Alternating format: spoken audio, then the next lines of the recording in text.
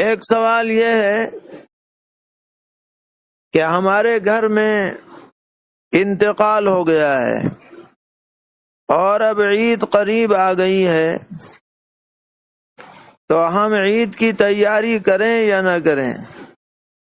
ہمارے ہاں یہ دستور ہے کہ اگر سال بھر میں کسی کا انتقال ہو جائے گھر میں، تو جو اگلے سال عید آتی ہے اس میں گھر والے نہ تو نئے کپڑے بناتے ہیں، نہ نئے جوتے خریدتے ہیں، نہ اور کوئی اہتمام کرتے ہیں، اور پھر جب عید کا دن آتا ہے تو رشتہ دار لوگ سب خاص طور پر پرسہ دینے کے لیے اس گھر میں جاتے ہیں۔ تو یہ طریقہ شرعاً درست ہے یا نہیں؟ تو اس بارے میں اچھی طرح سے سمجھ لینا چاہیے کہ شریعت میں سوگ کا حکم عام لوگوں کے واسطے صرف 3 دن کا ہے، وہ بھی اس لیے کہ 3 دن تک غم کا اثر زیادہ رہتا ہے، اور بیوہ کے لیے عدت تک سوگ کا حکم ہے۔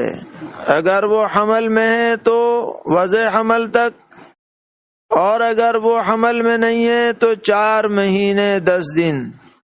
اس میں وہ اچھے بھڑکدار کپڑے نہ پہنے، نئے کپڑے نہ پہنے، زیور نہ پہنے، گھر سے باہر نہ نکلے، اور دیگر عدت کی پابندیاں پوری کرے، لیکن بیوہ کے علاوہ کسی اور رشتہ دار کو، چاہے وہ باپ ہو، بھائی ہو، بہن ہو، یا اور کوئی عزیز قریب ہو، اس کے لیے سوگ منانے کا حکم نہیں ہے۔ لہذا انتقال ہوئے کئی مہینے گزر گئے اور اب عید آ رہی ہے، اور اسی مقصد سے عید کی تیاری نہیں کی جا رہی کہ فلاں کا انتقال ہو گیا، تو یہ بھی سوگ کی ایک شکل ہے جس کی شرعاً اجازت نہیں۔ عید کے دن خوشی کا اظہار ہونا چاہیے۔ اللہ نے وسعت دی ہے تو بہتر سے بہتر کپڑوں کا انتظام ہونا چاہیے۔ الغرض بشاشت چہرے مہرے سے ظاہر ہونی چاہیے، اللہ تعالیٰ کا شکر بجا لانا چاہیے۔ غم کا ماحول بنانا عید کے دن کسی عزیز کے انتقال کی وجہ سے، یہ شریعت کا حکم ہرگز نہیں ہے۔ اس امت پر سب سے بڑا حادثہ، جس سے بڑا حادثہ نہ پہلے کبھی ہوا نہ بعد میں کبھی ہوگا، سرور عالم حضرت محمد مصطفیٰ صلی اللہ تعالی علیہ وسلم کا دنیا سے پردہ فرمانا تھا۔ لیکن اس سے اگلے سال جب عید آئی تو کسی صحابی سے یہ ثابت نہیں ہے کہ اس نے حضور کی یاد میں عید نہ منائی ہو۔ اسی طرح دور صحابہ میں خلافت راشدہ کے زمانے میں کیسے کیسے المناک واقعات پیش آئے، حادثات پیش آئے، شہادتیں پیش آئیں، وفات کے واقعات پیش آئے، لیکن کہیں بھی یہ ثابت نہیں ہے کہ کسی نے عید کے دن غم منایا ہو۔ آدمی اپنی وسعت نہ ہونے کی وجہ سے یا کسی اور مصلحت کی وجہ سے نئے کپڑے نہ بنائے تو بات الگ ہے، لیکن کسی کے انتقال کی وجہ سے کپڑے نہیں بنائے صاحب اور غم کا اظہار عید کے دن کیا، یہ طریقہ قطعاً صحیح نہیں ہے۔ اس سے جہالت کی باتیں ہیں، ایسی باتوں سے بچنا چاہیے۔ ایک سوال یہ آیا ہے کہ آج کل جیسے کہ لاک ڈاؤن کا زمانہ چل رہا ہے، تو عید کے دن ہمیں اپنے گھر میں شیر بنانی چاہیے یا نہیں؟